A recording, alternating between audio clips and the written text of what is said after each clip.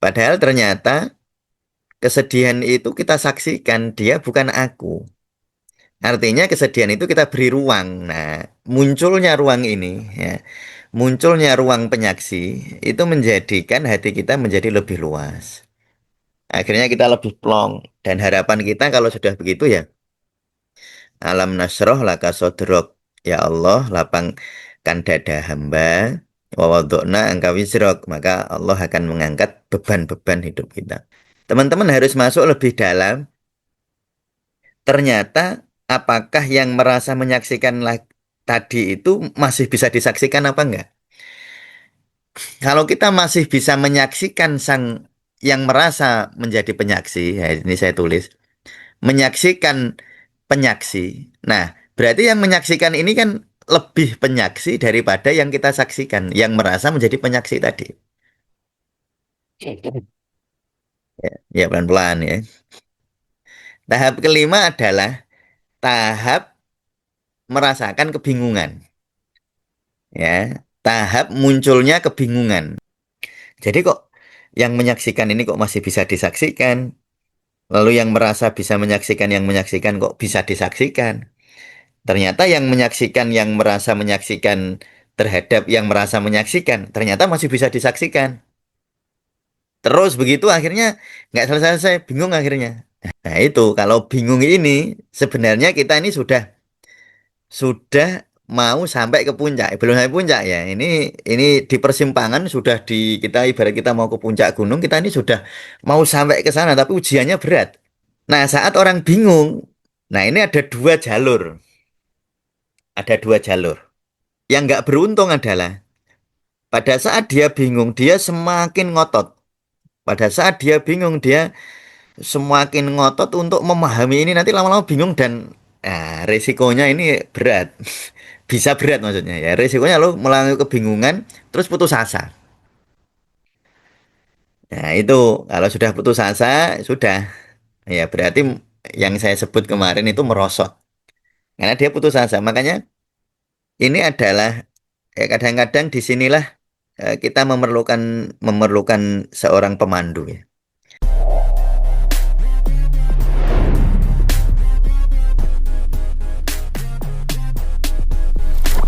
Assalamualaikum warahmatullahi wabarakatuh. Bismillah, alhamdulillah, Allahumma salli wa sallim ala Rasulillah Muhammad ibni Abdullah. Baik, teman-teman semua, mari kita lanjutkan kembali ya, riado atau latihan kita menjadi penyaksi ya. Kemarin saya sudah menyampaikan ya, bahwa menjadi latihan menjadi penyaksi itu ada 7 tahap ya, ada 7 tahap. Yang pertama menyaksikan tubuh, ya. Yang kedua menyaksikan pikiran, yang ketiga menyaksikan perasaan, yang keempat menyaksikan yang menyaksikan, lalu yang kelima menyaksikan kebingungan, yang keenam menerima kebingungan. Ya, lalu harapannya nanti yang ketujuh kita berpasrah diri kepada Allah. Yaitu puncak latihannya nanti itu pasrah itu. Ya, nanti puncak latihannya itu pasrah. Itu 7 tahap ya. Menjadi latihan menjadi penyaksi. Yang kemarin kita sudah sampai di menyaksikan yang menyaksikan ya. Sudah apa di konten yang lalu kita sudah latihan menyaksikan yang menyaksikan. Ya, saya akan ulang sedikit ya. Di konten yang lalu. Tahap pertama kita menyaksikan tubuh ini paling mudah. Kita menyaksikan tubuh bahwa tubuh adalah amanah. Ini tentu mudah saja ya melihat karena eh, tubuh ini bisa kita lihat, bisa kita rasa, bisa ya kita indera. Lalu kita tahu bahwa karena dia bisa kita rasakan, berarti dia bukan yang merasakan. Ya tahu? Karena tubuh bisa kita indera, berarti dia bukan yang mengindra. Karena tubuh bisa kita lihat, Berarti dia bukan bukan yang melihat, bukan kita. Dia adalah objek dari ego kita, ya objek dari kita. Jadi dia bukan aku, karena tubuh bisa aku saksikan, ya. Eh, Kenapa? Tubuh bisa aku pegang, tubuh bisa aku rasakan. Berarti tubuh bukan aku. Ya, kemarin kita sudah melakukan itu, dan jangan lupa ya, tahap yang pertama paling penting rilekskan tubuh. Jadi waktu latihan menjadi penyaksi, ya ini jangan lupa yang pertama kemarin ya, yaitu jangan lupa untuk merilekskan tubuh, karena kalau tubuhnya tegang tidak rileks, nah itu nanti akan kesulitan, ya akan kesulitan menyaksikan. Ya, jadi makanya kemarin sadari nafas dulu, lalu rilekskan wajah, ya leher dirilekskan, bahu diturunkan, tangan longgar, ya jangan menggenggam terlalu kuat. Nah, dengan cara rileks itu kita akan lebih mudah. Nah, setelah itu kita menyaksikan pikiran. Setelah kita menyaksikan tubuh, kita menyaksikan pikiran. Nah, amati pikiran yang muncul ya, teman-teman. Kemarin saya suruh latihan nih. Saya minta latihan untuk 30 detik. Teman-teman melihat pikiran yang muncul apa saja. Pikiran lewat, datang pergi, datang pergi. Misalnya ingatan masa lalu, rencana, khawatir, penilaian, dan sebagainya. Teman-teman cukup menyaksikan ya, cukup menyaksikan pikiran yang datang dan pergi itu. Ya, kemarin sudah kita sudah saya beri tutorial ya. Lalu setelah itu menyaksikan perasaan. Ya, setelah itu menyaksikan perasaan. Kita menyaksikan kesedihan, menyaksikan takut, menyaksikan marah, menyaksikan sedih. Jadi kesedihan sebenarnya kita saksikan, kesedihan itu kita amati, kesedihan itu kita sadari. Dia bukan yang menyadari kesedihan itu. Pikiran juga gitu, pikiran itu kayak awan. Ya, yang menyaksikan ini kayak orang yang lihat awan. Eh, jadi pikiran ini kayak awan nih gambarnya ya, datang dan pergi, datang dan pergi. Menyaksikan juga, perasaan juga yang dilihat. Perasaan bukan yang melihat. Jadi kita bisa bisa menyaksikan kesedihan, bisa menyaksikan ketakutan. Ya, dia seperti ombak. Ada ombak takut, ada ombak sedih, ada ombak marah, ada ombak cemas, ada ombak kecewa, ada ombak damai. Ya, itu nanti juga kita saksikan. Nah, sehingga ya ini uniknya ya. Uniknya, ketika perasaan disaksikan dengan sadar, ya, ketika perasaan disaksikan dengan sadar, hati menjadi lebih lapang daripada gelombang rasa yang sedang lewat. Jadi kita menjadi ruang bagi kesedihan itu. Nah, ruang itu kan jadi lebih lapang, jadi lapang karena semula kesedihan itu kita anggap diri kita. Sehingga rasa soder kita atau dada kita terasa sempit karena itu kita anggap diri. Kita anggap aku, kesedihan itu kita anggap aku, kita anggap nafas kita. Padahal ternyata kesedihan itu kita saksikan, dia bukan aku. Artinya kesedihan itu kita beri ruang. Nah, munculnya ruang ini, ya, munculnya ruang penyaksi itu menjadikan hati kita menjadi lebih luas. Akhirnya kita lebih plong. Dan harapan kita kalau sudah begitu ya, alam nasroh laka sodrok. Ya Allah, lapangkan dada hamba. Wa wadokna angka wisrok. Maka Allah akan mengangkat beban-beban hidup kita. Ya sama juga doa Nabi Musa, Rabbis rohli sodri wa yasirli amri. Ya itu ya.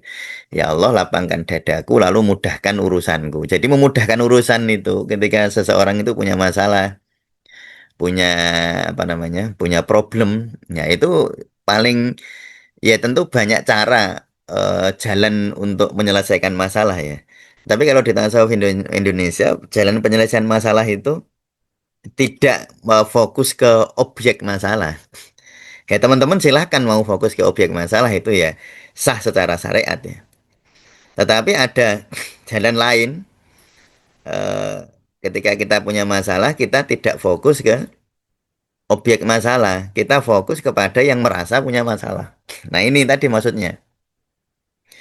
Ketika orang sedih, ketika orang takut, ketika orang marah, ketika orang cemas, ketika orang kecewa, tidak fokus kepada penyebab kesedihan, takut kepada tidak fokus kepada penyebab ketakutan, tidak fokus pada penyebab kemarahan, tidak fokus pada penyebab kecemasan, tidak fokus pada penyebab kekecewaan, tapi fokus kepada yang merasa takut itu, fokus kepada yang merasa sedih, merasa marah, merasa cemas, merasa kecewa. Lebih memperhatikan itu daripada objeknya. Nah, itu penyelesaian masalah cara sufi, cara tasawuf. Kalau menyelesaikan masalah secara pikiran, secara ego ya, kita akan fokus ke objek-objek tadi, fokus ke objek yang menyebabkan sedih, objek yang menyebabkan takut. Dan itu sah saja, silahkan teman-teman kalau mau begitu. Tetapi teman-teman bisa mencari ada pilihan yang jauh lebih indah sebenarnya. Yaitu tidak fokus kepada objek, tetapi fokus kepada subjek. Ya, itu namanya menyaksikan kesedihan, menyaksikan ketakutan, menyaksikan kemarahan.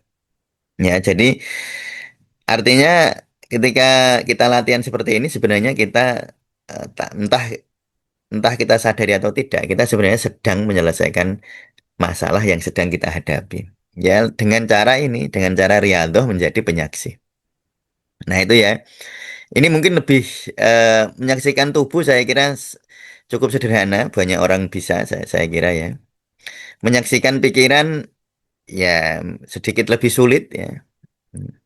Sedikit lebih sulit tetapi kita bisa rialdo seperti mencatat pikiran yang datang dan pergi yaitu ketika teman-teman apa menghitung 30 detik coba nanti diperhatikan apa yang datang dan pergi lalu dicatat. Itu caranya menyaksikan pikiran. Nah, menyaksikan perasaan juga kurang lebih sama, hanya menyaksikan perasaan ini memang akan menjadi lebih apa ya, lebih tidak sesederhana menyaksikan tubuh dan pikiran karena perasaan itu sangat apa namanya nempelnya di keakuan kita, nempelnya ke subjek itu sangat kuat ya. Ya, nempelnya di subjek itu sangat kuat. Sehingga seringkali kita ini eh, merasa bahwa aku itu ya ya kesedihan itu, aku itu ya ketakutan itu, aku itu ya kemarahan itu. Padahal sebenarnya kemarahan, ketakutan, kesedihan itu bukan aku, dia adalah sesuatu yang menjadi objeknya aku. Atau sesuatu yang dirasakan oleh aku, oleh si aku. Dia bukan si aku, tapi yang dirasakan oleh si aku. Ya, itu ya.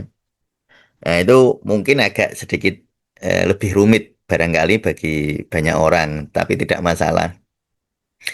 Nanti kalau riadoh, ya nanti insya Allah akan dituntun oleh Allah. Dituntun oleh Allah untuk kita bisa mana arofa nafsahu. Sebenarnya menjadi latihan menjadi penyaksi itu kan latihan apa namanya aforisma atau kalimat indah dari tasawuf ya. Man arofa nafsahu. Fakot arofa robbahu.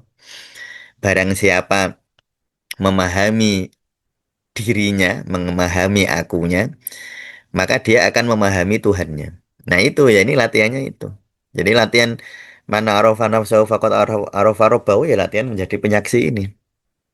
Ini memahami diri, ya sang memahami si aku, si aku ya belum sang aku, tapi memahami si aku.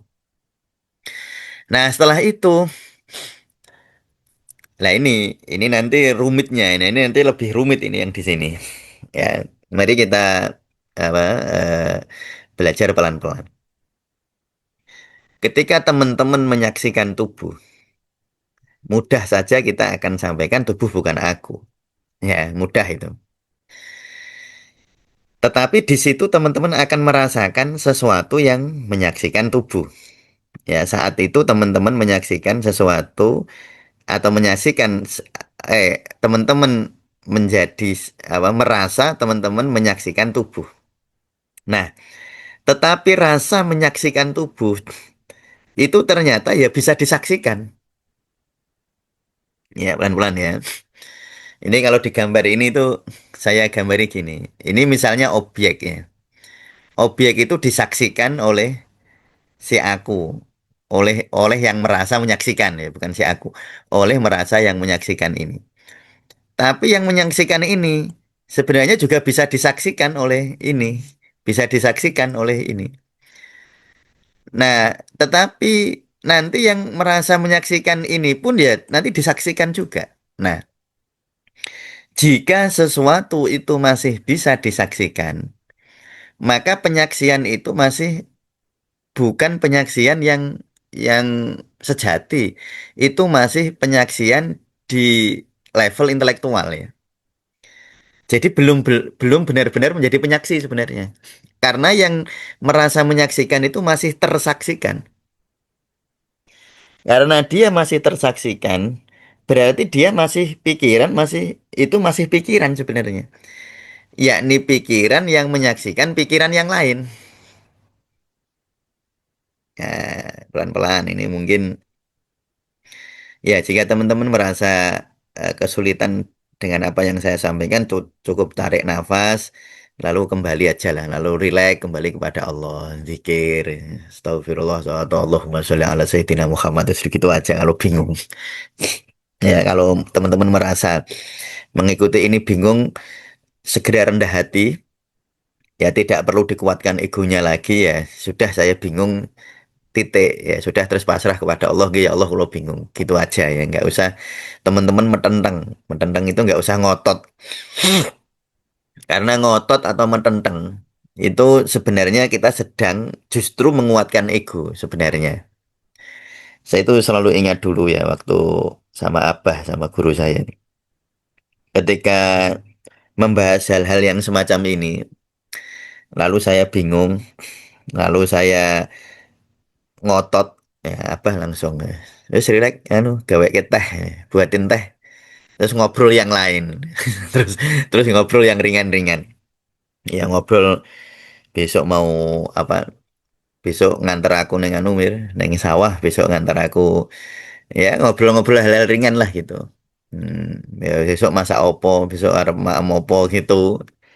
Jadi justru pada saat kita bingung itu kita sering terjebak pada pada ini ya, pada ego yang ingin segera bingung itu diurai gitu. Sekali lagi itu nggak salah, tetapi itu akan menjadi penghambat perjalanan.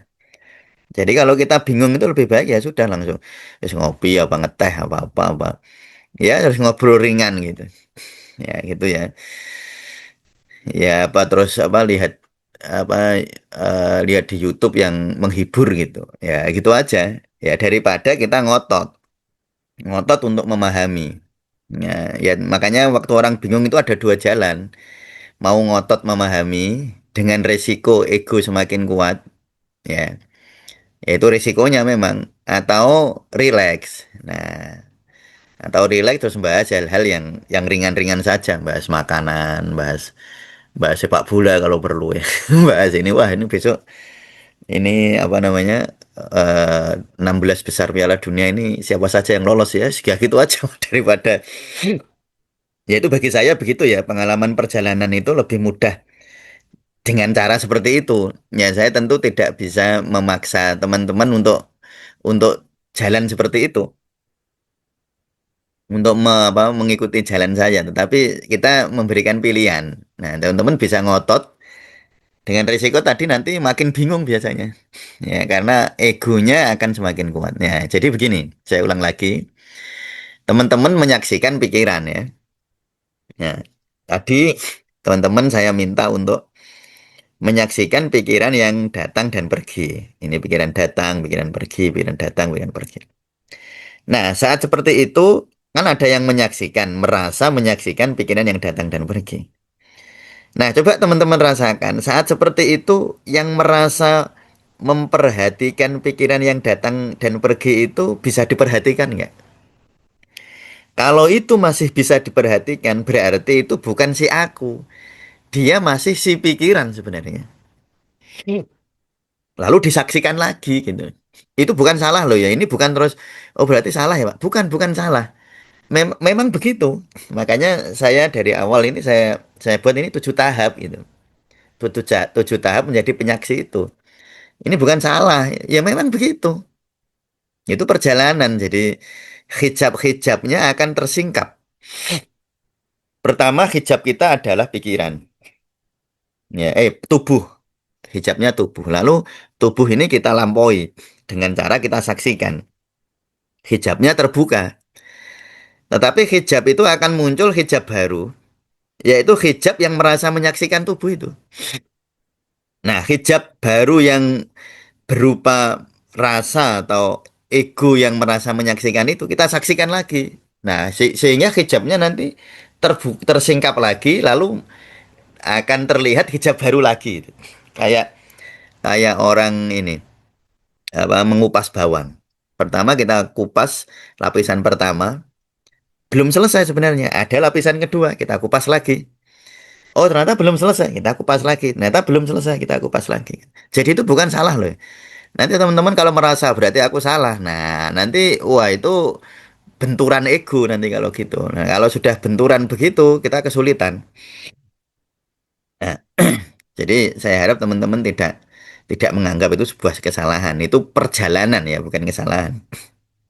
Itu sebuah perjalanan. Bukan sekali lagi jangan merasa itu salah.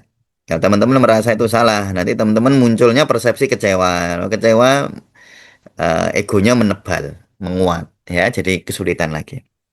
Nah, jadi intinya saya ingin mengatakan, jangan puas, ya, atau jangan puas itu maksudnya ini jangan dimaknani, jangan puas itu jangan qanaah itu bukan ya. Jangan teman-teman merasa sampai, nah itu ya. Jangan teman-teman merasa sampai ketika teman-teman bisa menyaksikan. Teman-teman harus masuk lebih dalam. Ternyata apakah yang merasa menyaksikan tadi itu masih bisa disaksikan apa enggak? Kalau kita masih bisa menyaksikan sang yang merasa menjadi penyaksi, ya ini saya tulis, menyaksikan penyaksi. Nah, berarti yang menyaksikan ini kan lebih penyaksi daripada yang kita saksikan, yang merasa menjadi penyaksi tadi. Ya, ya pelan-pelan ya. Jadi teman-teman menyaksikan pikiran, menyaksikan perasaan. Nah, ternyata yang menyaksikan itu masih bisa kita saksikan. Berarti yang kita anggap awalnya dia adalah penyaksi, si aku, ternyata dia bukan si aku. Karena dia masih bisa disaksikan. Dan itu nanti berlapis-lapis nggak selesai-selesai. Nah, itu ya. Maaf teman-teman, ini cerita pengalaman saya ya. Saya tidak mengatakan bahwa alur seperti ini akan terjadi pada semua orang ya. Saya tidak berani mengatakan seperti itu. Nah, cuma saya sering menggunakan riadoh saya ini ke teman-teman. Nah, ternyata juga sebagian besar sama. Ya, kalau saya bisa mengatakan semua sama ya. Semua sama. Tapi saya belum berani menyimpulkan apakah semua orang begitu itu saya nggak berani menyimpulkan seperti itu. Jadi ini tuh cerita perjalanan. Kalau teman-teman punya cerita yang berbeda, saya kira tidak masalah. Dan jangan juga menganggap bahwa teman-teman lalu salah loh. Aku kok nggak kayak Pak Mustamir ya. Nah, terus teman-teman nganggap teman-teman yang salah. Atau nganggap saya yang salah ya. Sama salahnya. Anggapan seperti itu nggak tepat. Ya, jadi kalau teman-teman punya pengalaman perjalanan yang berbeda, tidak masalah ya. Tidak salah. Nah, jadi saya juga begitu. Karena saya itu mengalaminya seperti ini. Ini saya ceritakan ke teman-teman. Jadi ini itu bukan belajar tasawuf itu bukan belajar salah benar. Belajar tentang pengalaman, tentang perjalanan perjalanan yang dia rasakan. Sehingga saya berharap teman-teman untuk "Oh, saya kok nggak begitu ya nggak masalah. Artinya artinya memang mungkin pengalaman perjalanan itu berbeda-beda. Nah, kalau pengalaman saya itu begitu. Ketika saya menyaksikan tubuh, saya menyaksikan tubuh, ternyata yang menyaksikan itu masih bisa saya saksikan. Berarti tadi yang merasa menyaksikan itu belum belum si aku, belum si penyaksi sebenarnya, karena dia masih bisa disaksikan lagi. Belum belum puncaknya. Dan ternyata yang merasa menyaksikan terhadap yang menyaksikan itu ya masih bisa disaksikan. Berarti yang merasa menyaksikan terhadap yang menyaksikan tadi, berarti belum si aku juga. Terus nanti begitu, ya. Terus nanti begitu. Ini sekali lagi ini perjalanan saya ya, ini riadoh saya. Ini saya ceritakan ke teman-teman. Dan banyak orang yang merasa perjalanannya sama dengan saya gitu. Dengan cerita seperti ini, dengan pengalaman seperti ini. Nah, ini jadi tubuh telah disaksikan, oke. Pikiran telah disaksikan, oke. Perasaan telah disaksikan, oke. Tapi kini lihat rasa aku yang menyaksikan itu masih ada reaksinya, ada rasanya. Nah, jika yang aku yang merasa menyaksikan masih bisa disaksikan, berarti dia belum penyaksi. Ya, dia masih ibarat bawang, dia masih mengupas bawang di lapisan-lapisan luar. Nah, itu nanti jadi coba teman-teman itu nanti relax itu terus diperhatikan. Masih bisa menyaksikan apa enggak? Ya. Saat penyaksi disaksikan, nah, pikiran berhenti mencari jawaban dan batin mulai menyentuh kedalaman. Ini nanti ya, ini nanti. Ini seharusnya ini apa namanya kata-kata atau kalimat ini nanti ya. Ya, karena ini masih belum selesai ini. Ya, jadi intinya tahap selanjutnya tahap keempat ya. Jadi tahap ke satu menyaksikan tubuh, tahap kedua menyaksikan pikiran, tahap ketiga menyaksikan perasaan, tahap keempat menyaksikan yang menyaksikan. Ya itu ya tahap keempat itu. Nah, tahap kelima ini di PPT nggak ada. Tahap kelima adalah tahap merasakan kebingungan. Ya, tahap munculnya kebingungan. Nah, biasanya bingung memang. Nah, kalau teman-teman nggak bingung, nggak masalah. Ya, berarti teman-teman tidak perlu melewati jalur itu. Kalau teman-teman nggak bingung. Nah, kalau dulu saya bingung, gitu ya. Jadi kok yang menyaksikan ini kok masih bisa disaksikan? Lalu yang merasa bisa menyaksikan yang menyaksikan kok bisa disaksikan? Ternyata yang menyaksikan, yang merasa menyaksikan terhadap yang merasa menyaksikan, ternyata masih bisa disaksikan. Terus begitu akhirnya nggak selesai-selesai, bingung akhirnya. Nah, tahap kelima itu bingung itu. Maka di apa namanya di konten yang lalu, nah itu kalau bingung ini sebenarnya kita ini sudah mau sampai ke puncak. Belum sampai puncak ya. Ini di persimpangan sudah kita ibarat kita mau ke puncak gunung, kita ini sudah mau sampai ke sana tapi ujiannya berat. Nah, tinggal beberapa langkah lagi tapi ujiannya berat ini karena bingung tadi. Nah, saat orang bingung, nah ini ada dua jalur. Ada dua jalur. Kalau dulu ada sebuah kisah ya, Nak. Kisah nyata nih, Imam Al-Ghazali namanya. Ya, Imam Al-Ghazali itu apa namanya? Beliau itu pernah mengalami kebingungan luar biasa, lalu beliau rendah hati. Lalu beliau menyadari betapa betapa lemahnya pikiran kita memang. Betapa lemahnya si aku itu, yang gampang bingung itu. Lalu beliau rendah hati dengan rendah hati itu lalu beliau ditarik oleh sebut saja oleh energi ilahiyah untuk masuk ke dimensi spiritual yang sangat dalam. Karena rendah hatinya itu jalur, itu keberuntungan. Nah, yang nggak beruntung adalah pada saat dia bingung, dia semakin ngotot. Pada saat dia bingung, dia semakin ngotot untuk memahami ini. Nanti lama-lama bingung dan resikonya ini berat.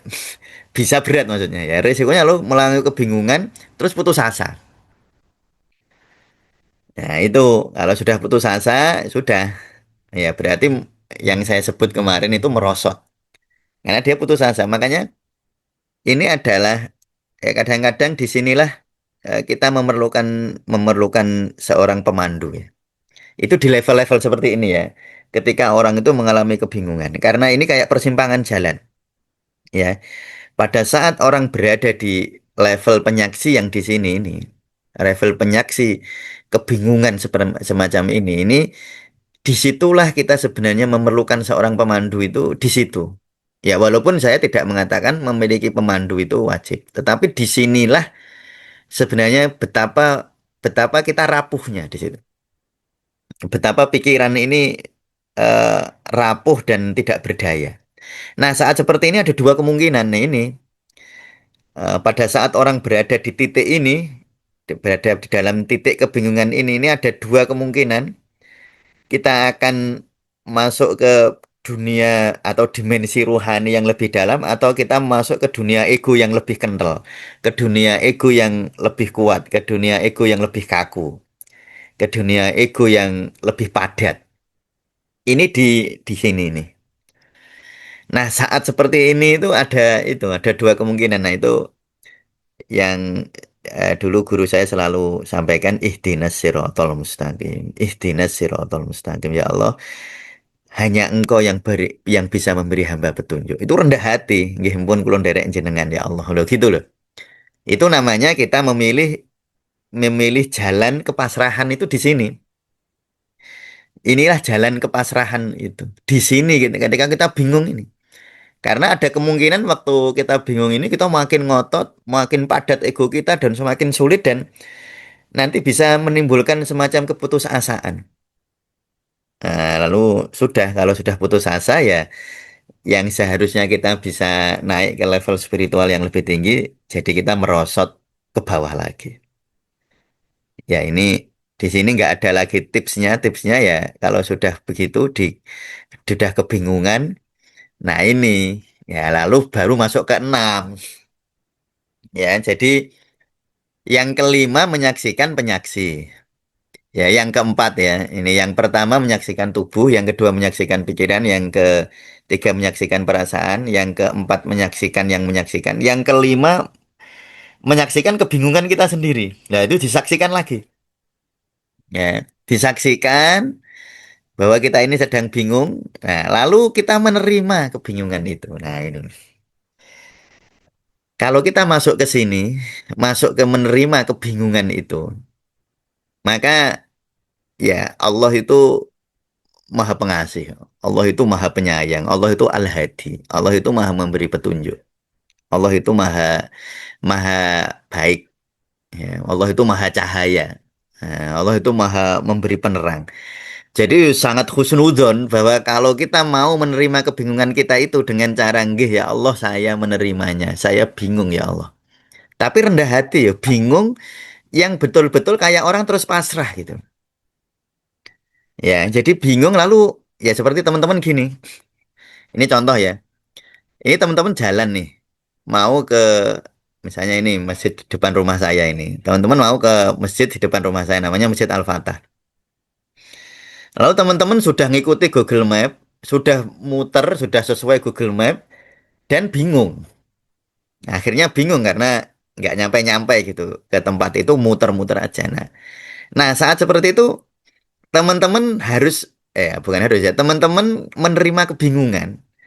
Lalu ada penolong datang. Ya sudah, Pak, ini mau kemana, Pak? Ini, saya mau ke Masjid Al-Fatah. Kulo niku bingung.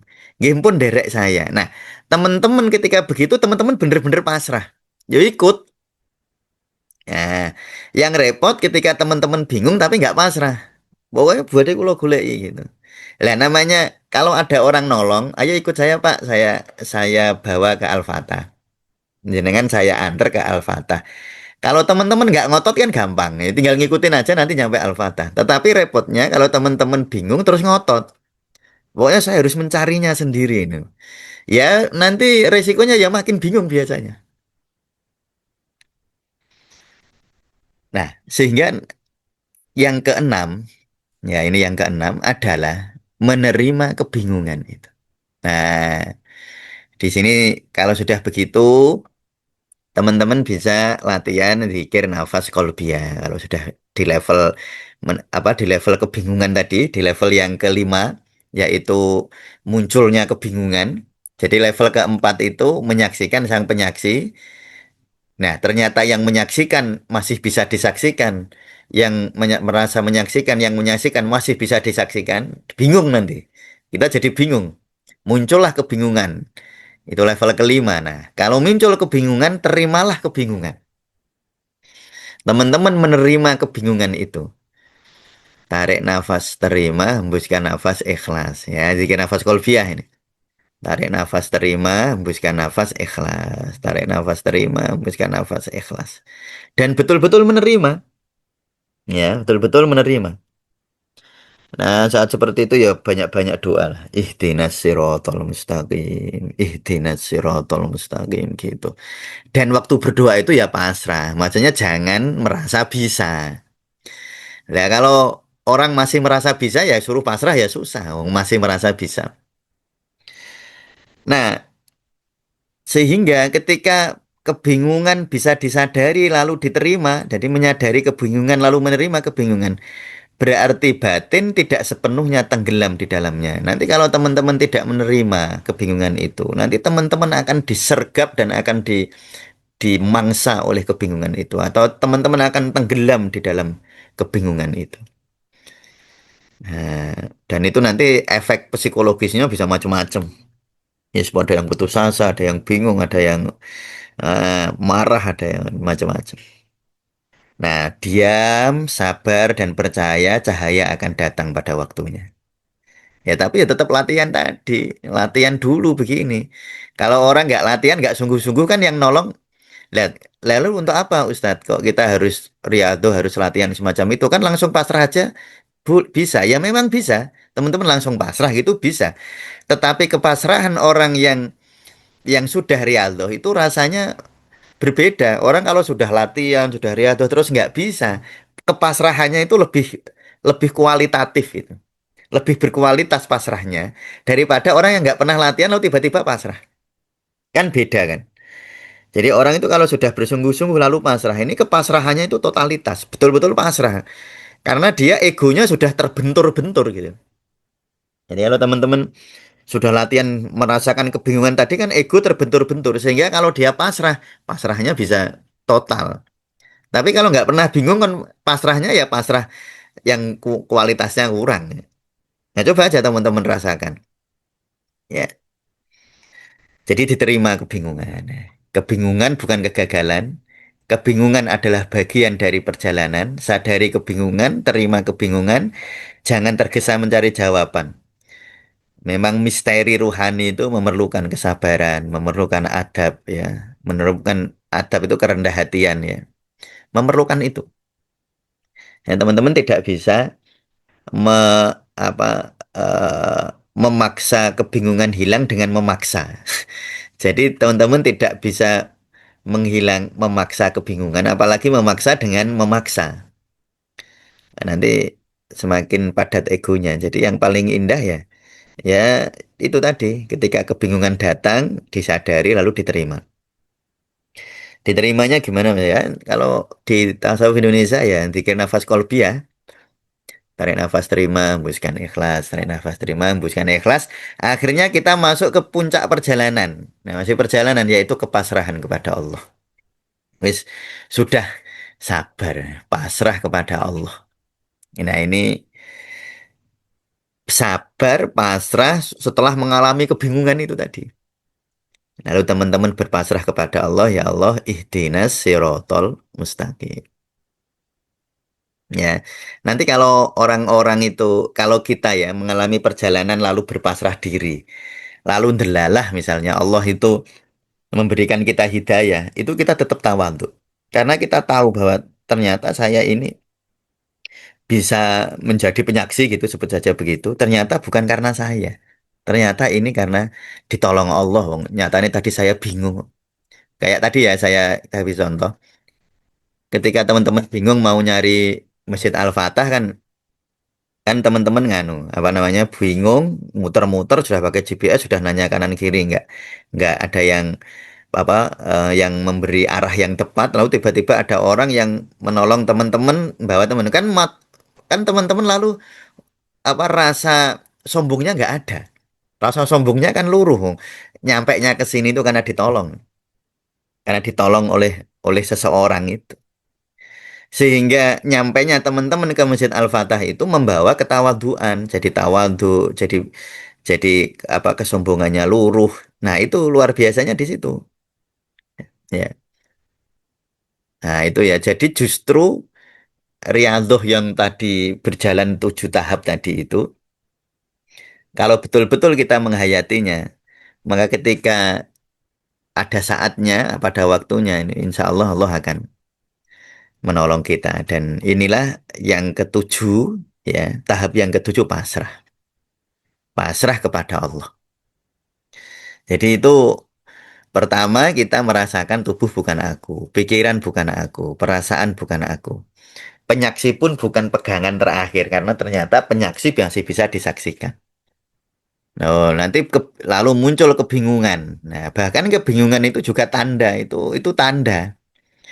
Dia ayat berupa kebingungan. Nah, ayat itu mau membawa kita kemana? Nah, ada yang makin menguatkan ego, bingung, marah. Ya kayak tadi mau masjid Al-Fatah, dia marah, bingung. Ya risikonya harus pulang, nggak jadi ke Al-Fatah, nggak jadi ke masjid Al-Fatah. Tapi ada jalan kedua yaitu pasrah. Nah, kalau pasrah ditolong lebih mudah. Nanti lalu kembalikan semua kepada Allah. Jadi puncaknya adalah di dalam kepasrahan itu. Nah, itu kita ihdinas siratal mustaqim. Ya, jadi puncaknya adalah kita berpasrah diri kepada Allah, kepada yang menggenggam, yang menggenggam tubuh kita, yang menggenggam pikiran kita, yang menggenggam perasaan kita, yang menggenggam, yang menyaksikan, yang menggenggam, yang menyaksikan, yang menyaksikan, yang menggenggam, yang menyaksikan, yang menyaksikan, yang menyaksikan. Itu ada Allah, Sang Maha Pemberi Cahaya. Nah, akhirnya wis pasrah kepada Allah. Nanti Allah itu apa namanya Maha Baik. Ya, kita husnudzon. Nanti insya Allah Allah akan gandeng kita sehingga kita akan mengenal diri kita melalui pertolongan Allah. Nah, ini ya, ini perjalanan menjadi penyaksi. Ya, ada 7 tahap tadi dan memang tahap-tahap sampai di menyaksikan penyaksi ini tahap-tahap intelektual, tahap-tahap ikhtiari yang bisa kita latih. Tapi nanti tahap-tahap berikutnya ini jalan terjal ini, makanya jalannya kayak gini ini jalan terjal kayak orang bingung semacam ini. Nah, di saat ini adalah persimpangan yang tadi saya sampaikan, saat-saat seperti itu betapa pentingnya seorang pemandu itu di situ sebenarnya. Tetapi ya saya tidak menutup kemungkinan bahwa ada orang yang mungkin tidak harus pakai pemandu. Ya, soalnya dia yang memandu ya Rasulullah gitu aja, dia baca sholawat banyak. Ya, ya gitu. Ya, itu tentu saya nggak berani mengatakan kalau kamu nggak pakai pemandu pasti. Nah, kalau memastikan nggak berani karena Allah itu maha maha segalanya. Allah itu maha maha kuasa. Ya Allah itu bisa saja membuat orang yang nggak punya pemandu nyampe gitu ya bisa saja. Jadi saya nggak berani bilang pasti itu. Tetapi memang di situ ya saya merasakan sendiri betapa pentingnya pemandu di situ. Ya, tetapi itu tadi ya, saya balik lagi itu saya nggak berani terus mengatakan harus, pakai harus itu enggak. Tapi memang sebaiknya ada pemandu. Ya, saya kira demikian ya. Ini adalah cerita cerita pengalaman. Ya, kalau teman-teman ada cerita yang sama, ya semoga ini bisa menjadi salah satu apa wacana teman-teman. Oh, begitu ya dulu perjalanannya. Sehingga bisa menjadi apa namanya ya semacam inilah semoga menjadi wasilah kebaikan ya semoga bermanfaat dan semoga Allah menakdirkan kita menjadi penyaksi yang sejati ya mengenalkan diri kita dengan diri kita dan pada akhirnya Allah mengenalkan dirinya kepada kita amin ya rabbal alamin cukup sekian assalamualaikum warahmatullahi wabarakatuh